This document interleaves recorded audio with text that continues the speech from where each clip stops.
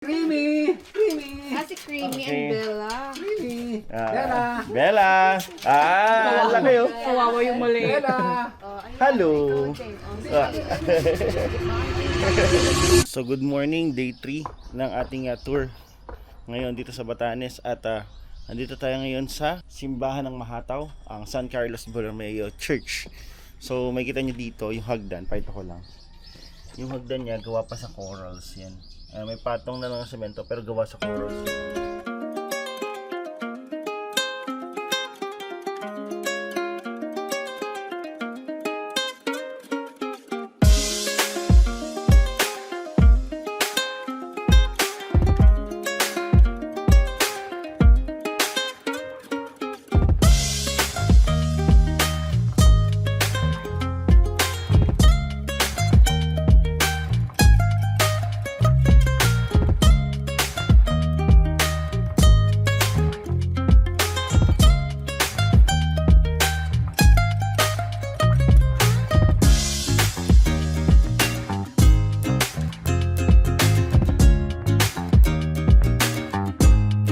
So ngayon nandito tayo sa Blank Book Archives. Ito yung mga libro kung saan nakasulat yung mga experience ng mga bumibisita sa Batanes. And literally ikaw yung author ng sarili mong book. So ito may mga ano yan. May mga series yan. Tapos kung saan mo gustong magsulat. Tulad nito. Yan yung books. Yun may mga sulat na, no? Sulat yan ng mga ibang dumalaw dito. Hi, susulat ako ng experience. Ang dami na. Talagang black book yung kinuha nyo. Ito na lang sa akin. Yan. 2001, tapos birthday ko, 6. Oo nga, no? 216.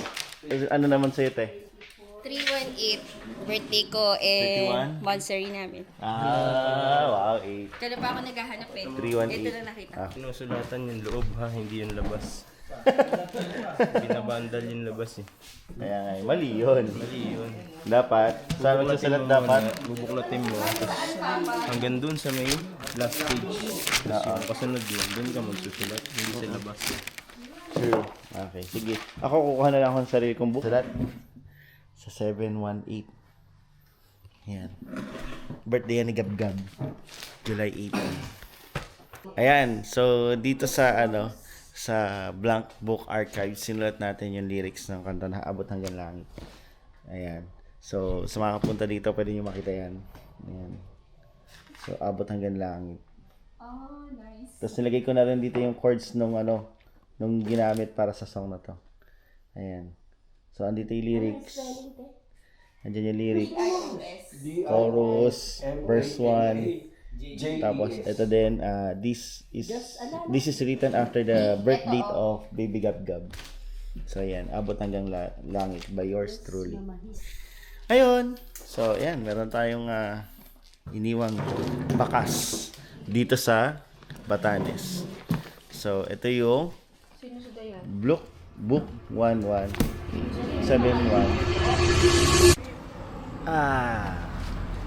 Blue Lagoon.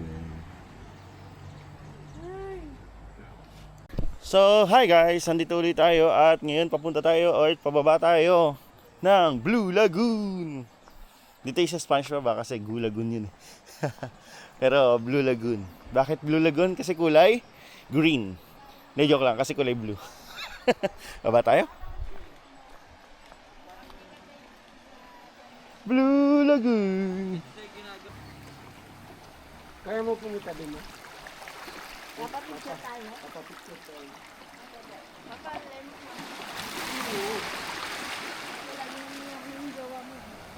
Tayo sa tuktok ng The Blue Lagoon. Ayan. So, kita na, yan yung view natin, no?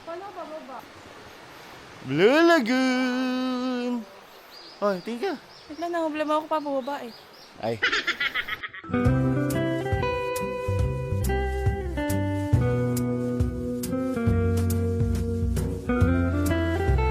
So dito pala hindi mo na kailangan pumunta ng Bora para lang makarating sa White Beach. So again, ito yung dinaanan namin kanina. Yan. Medyo ano lang naman yan, maikling-maikli na parang cave yan. Tapos nandun yung may tubig dyan sa loob.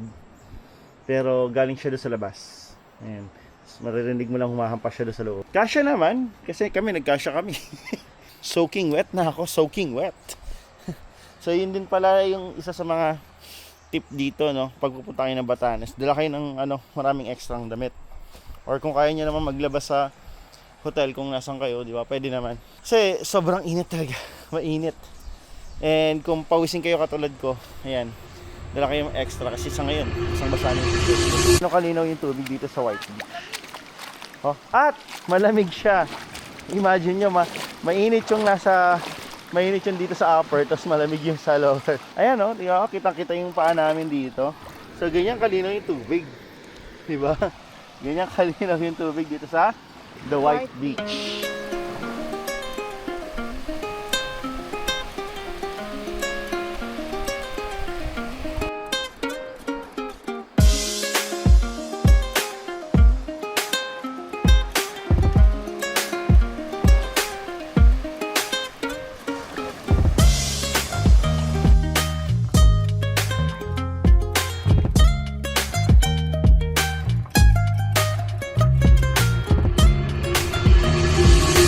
Sabi kasi dito sa sa Batanes, all bridge leads to church. Yan, kasi nga malaking porsyento ng populasyon ng Batanes ay Katolik. So guys, ito naman yung very famous na House of Dakay, isa sa mga old Ivatan house dito sa Batanes. Pasokin natin siya. Kaya lang pag pumasok kayo dito, kailangan you have to remove your shoes. Paggalang, pinipreserve kasi yung loob niya. So yung loob niya ay wood. So ito din yung official seal ng House of Dakay. Ayan.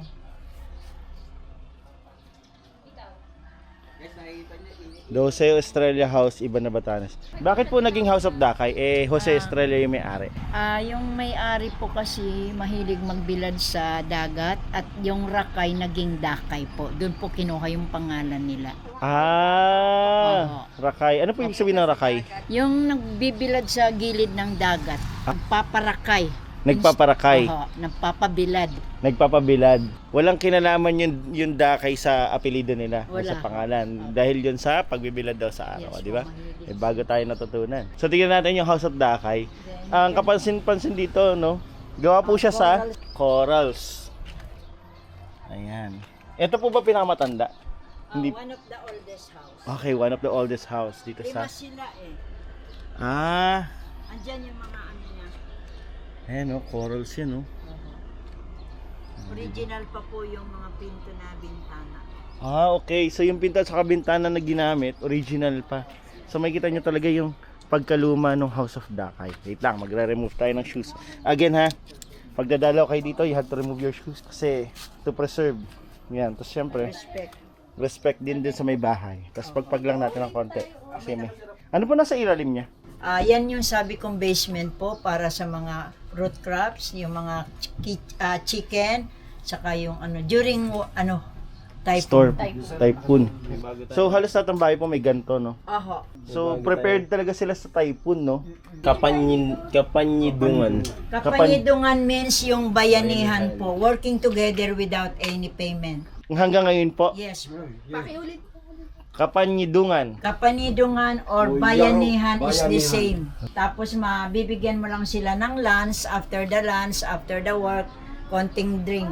Konting inumin lang, di ba? Ayos na. Yan ang pinaka-payment po nila. So sila po yung nagagawa nito. Ang kapal ng wall talaga niya, no? Almost 1 meter o half meter po. Half meter ang wall. Tingnan mo Kapal. yung bintana, luma pa po yan, yung made of Tisa. yan. Ano yan? Made of tisa. Ang galing. Talagang, talagang na-preserve nila, no? Door niya sa kabila. So ito yung bintana ng House of Dakay. Talagang na-preserve nila yung kalumaan niya. Hindi kami nakahiga sa kwarto. Ito lang po ang dinilatag dito yung banig. Ang pinaka-kwarto bihisan lang po. Kabihisan. Oo, you just see the other. Naka-separate po sa Sa labas. labas. And the CR is outside the house. Oo. Patsahwahok mo yaman kan paunoton, mo yaman do Diyos. Okay, ibig sabihin, ipanalangin mo kami. Ipanalangin mo kami at akayin patungo sa ating Panginoong Hesukristo. Stop natin. Dito tayo sa Honesty Coffee Shop. Ayan, Honesty Coffee Shop. Dito yan sa Ivana, Batanes. So, ito yung loob ng Honesty Store. Ayan. Wait lang pa. Yan Mavid biyahe. Yan. Para sa Magandang mga, biyahe. Para sa mga nagbibiyahe, pati sa driver, para hindi madidisgrasya, bahala ka muna. O, kumbaga, Bahala ka na. bahala ka na sa laging titingin sa kanan at kaliwa para hindi madisgrasya. Ano to? Kasama na to. Tingnan natin ano to. Yan, pwede kang kumuha dyan. Ito po ay para sa ating mga masisipag at mga mabait na tour guides, drivers. Sa mga guide lang yan. Sa mga tour guide at saka drivers lang. Going Merry. Physical boat. Walang tindera dito. Thank you for being honest. You're paying the correct amount will help us maintain this store a bit longer. Please pay the items from this store at the payment boxes. Inside. Ito pa. Dito po ilagay sa mga bibilhin nyo galing sa tindahan na ito. Salamat. O dito. Tapos, ililista mo kung ano yung binili mo. Ayan, ganyan. Yan, may ano ka na rin dyan, may calculator para Walang sigurado. suklian, no?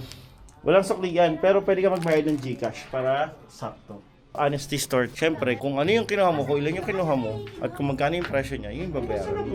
Be honest. Huwag nating dalhin yung ugali natin from Manila dito. Sa mga yun. Dito daw sa Honesty Store ay walang sukli. Tama, walang sukli, di ba? Kaya kailangan the exact amount. Tumatanggap naman sila ng GCash. Tapos, the exact amount.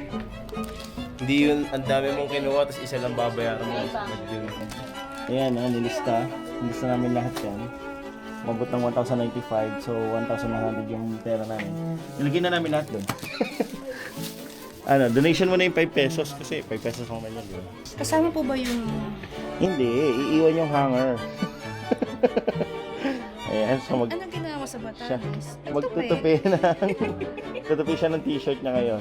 Wala nga palang fan dito sa Honesty Store, kaya medyo mainit. So, saan natin ito ibabalik? Dito na lang, siguro. Balik natin siya. Sige, gamitin pa. Dito po sa Honesty Coffee Shop, nag-start ito September 25, 1995. And the owner of this Honesty is a retired teacher po sila pareho. Oh. Si Ma'am Elena Gabilo. Then, ang purpose nila, bakit tinayo nila ito, for the sake of the isabtang people na galing doon na wala pa pong almusal, na dito sila magkakape, at saka isang purpose pa nila, ayaw nila magbantay dito sa store, mas i-prepare nila yung pupunta sa mga bukid o sa mga garden nila. So, ever since po talagang walang bantay dito? Wala po. Case na meron kayong change, pwede nyo silang katukin at tatawagin po kayo o palitan yung... Pero as much as possible, sakto sana ang bayad, ano? Pero kung piso na lang po, pwede na lang sigurong iiwan na din eh. Walang CCTV, walang gwardiya, pero yon, no, nakalagay. The Lord is my security guard. And this store is too small for this honest. So, kung ikaw ay hindi honest, yung mga may-ari ng ano dyan, yung mga contractors dyan, hindi kayo pwede dito. Kasi baka masunog kayo bigla. Masunog kayo. Paglabas niyo dito, maapoy na kayo. Yung mga yung mga may kinalaman sa mga tax dyan. Mga flood control, saka yung mga magnanakaw sa bayan, ha. Josh and Berlin. Ay, congrats sa inyo, Josh and Berlin, ha. Na-engage pala kayo dito, ha. Libre lang ang umasa. May nanakit ba sa'yo? We go up SB19.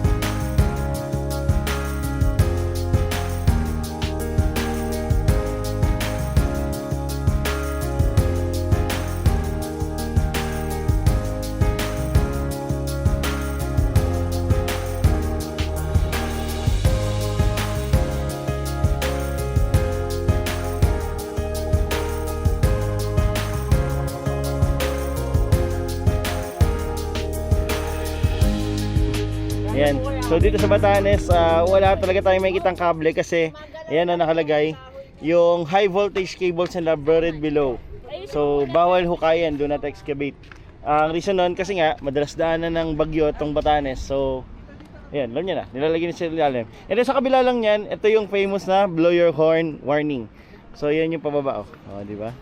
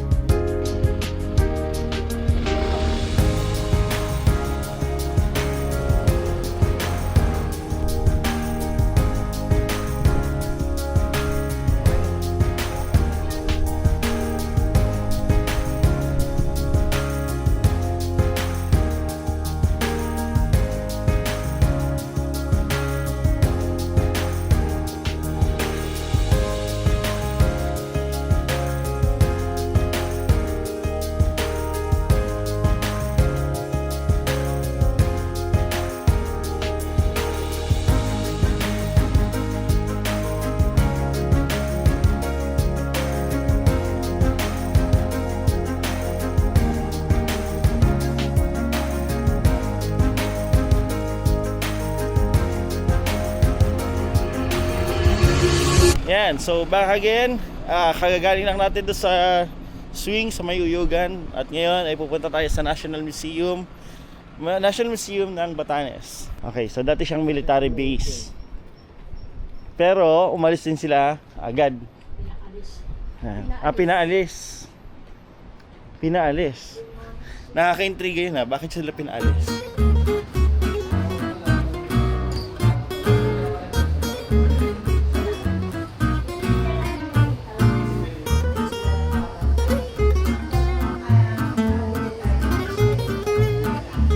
Kilaan 120 kilometers away from Taiwan.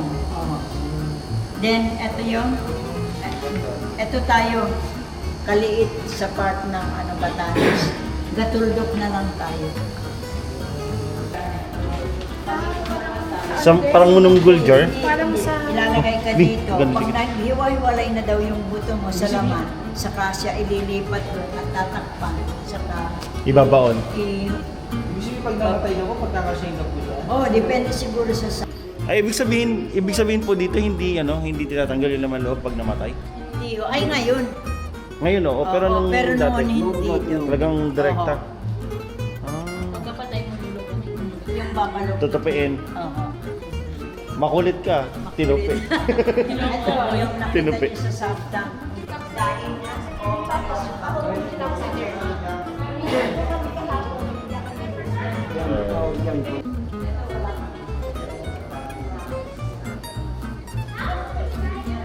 Yung maisa ka mo, i-roll at itatay.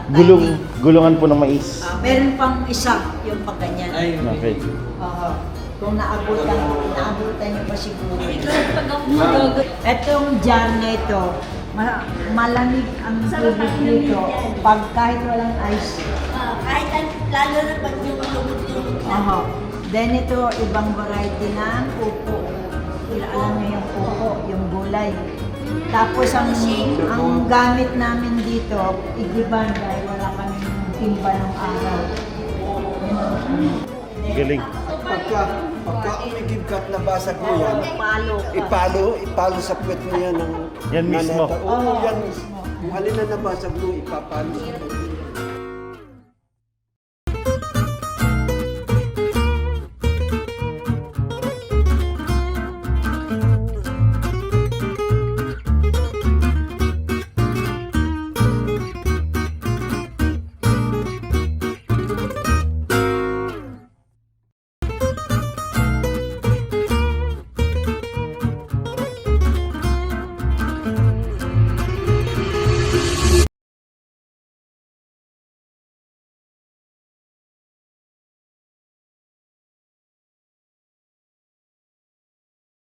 Yan.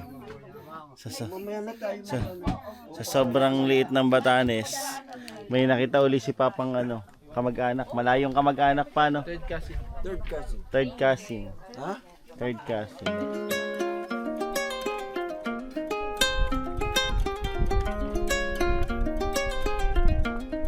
Hello. Papahipo siya kaya siya lumapit. Welcome! Hello! Welcome! Bebe! Baka!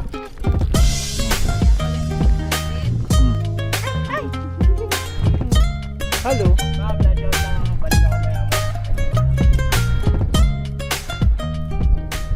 Hello! Ang babait ng baka dito. Papakawat sila ng ulo. Hello! Hello! Hello! Hello po! Hello! Mura yung ibatan. Munyo ka mo do. Di bikaw yan, oh. Mo, ang ina mo. Bakang ina. Mga bakang ina. Ito, relax lang siya, oh. Marlboro Hills nga pala to, no? Kaya madami talagang baka dito. Look into my eyes. Doesn't matter if they're blue, green, brown, they flash like fire. Colors of the earth, colors of the earth. Take your flag and stick it where you like. I'm reaching higher. Oh, darling, and if Ayan, alagaan. Oh, sige na mo. Pwede naman, di ba? Kaya lang kapag ka umiyak, kaya kakargahin. there's no way you could stop me if you try. I never felt so free as I do right now. No way that I'm ever coming down. I'm on my way to leave the atmosphere. It's all coming clear. Say your au revoir, baby. I was made for the stars.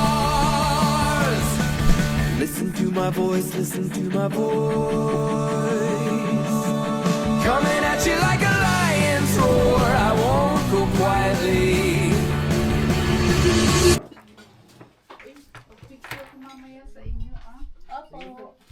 300 lang po. So I started my political career as Sangguniang Kagawad for 1 term, that is 3 years. Tapos ang barangay captain ako ng 13 years. Wow. So within that 13 years, nag-ABC ako, representing to the provincial board. Tapos yan Sangguniang bayan ako for 9 years. Tapos within that 9 years, nag-PCL ako, representing them to the provincial board again. Tapos yan, 2 terms ko na Sangguniang Panlalawigan. Hininto ko na dahil kaya ko pa, pero give chances to others. Yes to others. Para Hindi. matuto, para yan ang matuto ugaling sila kung Batanes. paano magsilbi sa bayan. Doon naman sa mas bata. Oh, no? turuan mo na lang sila para Diba? Ganun sana ang mindset ng ng lahat. Mindset ng lahat ng mga politician. So yan, lunch na tayo dito sa Marlboro Hills. Ito yung mga pagkain natin. So meron tayong mga gulay dito. Ito may pork steak. Pork steak. Ito ay Ito dibang. ay dibang na Sweet and sour dibang. Sweet and sour dibang. Ito naman ay grilled tuna. Wow, di ba? Grilled tuna. Shala. At may malamig at masarap-sarap na Coca-Cola. Yan, kasama din pala dito yung turmeric soup. So, mahilig sila dito sa luya talaga. Pwede po Ayan, so tamang lunch lang tayo dito sa sa Marlboro Hills, no. Tapos ayan, maraming pagkain masarap. Tapos ba't ka nandito? Lunch out lang. Balik ako maya-maya. Anong oras break time niyo? Sakto, alas 12. Balik ako alauna. Lakad lang ako hanggang Cubao eh. Sarap.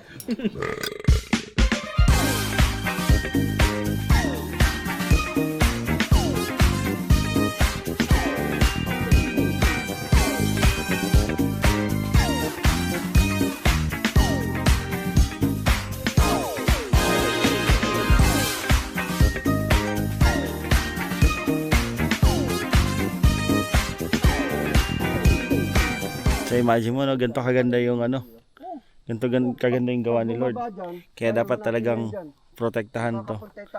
Naintindihan ko kung bakit mahirap puntahan tong Batanes or mahal yung pagpunta dito. Kasi mas maganda na hindi siya masyadong na popollute or nasisira. Hindi ko sinasabing huwag kayo pumunta ng Batanes. Pero pag pumunta kayo ng Batanes, sana i-preserve nyo. Kasi sobrang ganda oh. By the way, no, kung nakikita nyo yung mga ano, kung nakikita nyo yung mga guhit-guhit na yan, or parang mga, yan yung mga nasa drawing natin nung elementary tayo, diba? Sa may bundok, tapos may mga may mga palayan, tapos may araw doon sa likod.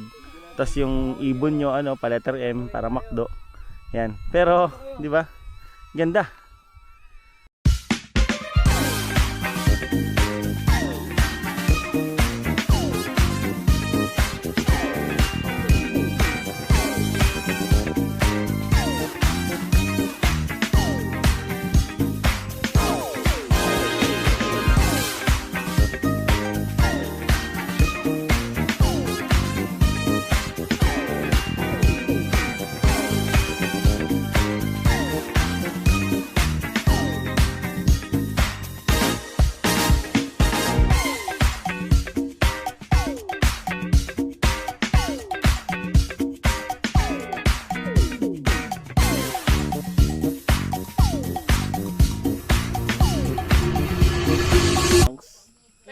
Wow! Astig!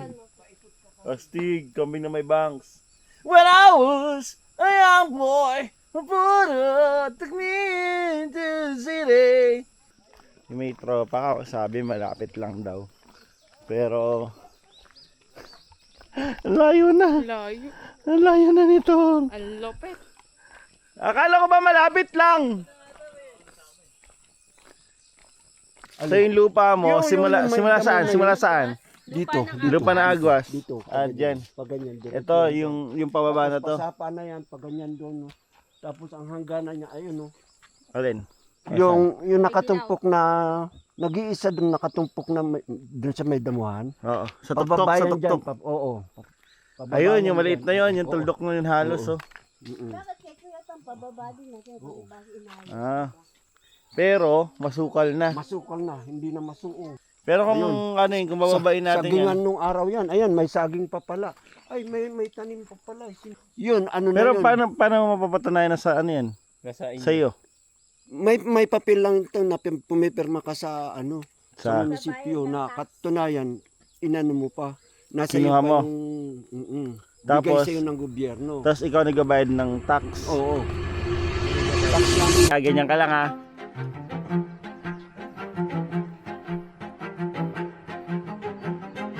Ganyan ka lang ha. Ganyan ka lang ha.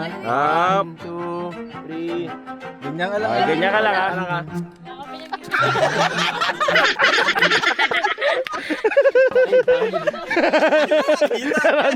Naramdaman agad eh. Alam niya agad eh.